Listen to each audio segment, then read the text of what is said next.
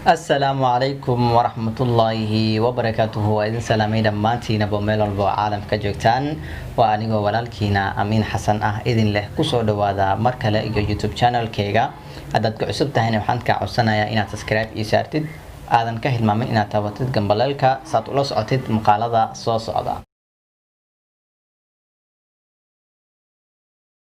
maanta waxaan jeclaystay inaan ka hadlo sidee uga kartaa jaceylka ku hayo inuu yahay mid dhab ah ama qof ku jecel yahay inuu si dhab ah ugu jecel yahay dhowr qodobood ayaa idin sheegi doona haddaad isku aragtid ama aad asiga ku aragtid ogow inuu jaceylkiina yahay mid dhab ah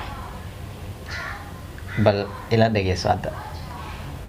subaxdii markaad soo toostid oo ay indhaha kala qaadid qofka u horeeya oo maskaxdaada ku soo dhaca ama maalintaas oo idil maskaxda aad ku haysid taasi ayaa jaceyl dhab ah dhagahaaga inay maqlaan codkiisa aad u sugtid maalin oo dhan taasi ayaa jaceyl dhab ah adigoo asiga isla dagaasheen aad wili oo og tahay inuu ku imaan doono oo ku raali geli doono taasi ayaa jaceyl dhab ah adduunyada oo idil haddii wada faraxsan yihiin laakiin asiga oo kaliya oo murugeysan yahay aad ka murugeetid taasi ayaa jaceyl dhab ah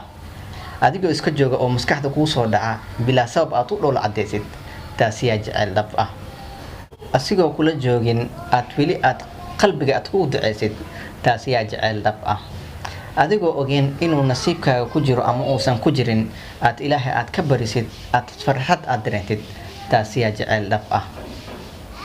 adigoo ogeen inaad xaq aad ku leedahay ama aadan ku lahaynin laakiin wili aad ka fikirtid asiga taasi ayaa jaceyl dhab ah adigoo ogeen inuu mustaqbal kula yeelan doono ama kula yeelan doonin laakiin aad wili aad riyadaas aad ku riyootid adinkoo mustaqbal yeelateen aad farxad aad dareentid taasi ayaa jaceyl dhab ah inta aadin sheegay haddaad isku aragtid ama aad qofka asiga aad ku aragtid ogow taasi ayaa jaceyl dhab ah waxaan filayaa inaad jawaabtiina aad hesheen ama hadda kadib aad ogaa doontaan jaceylka ku hayo ama jaceylka asi ku hayo inuu dhab yahay ama inuu beenka yahay inta aan ku wada kulmi doono muuqaal kale oo sidan ah waxaa idinka tegayaa sidaa iyo nabadgelyo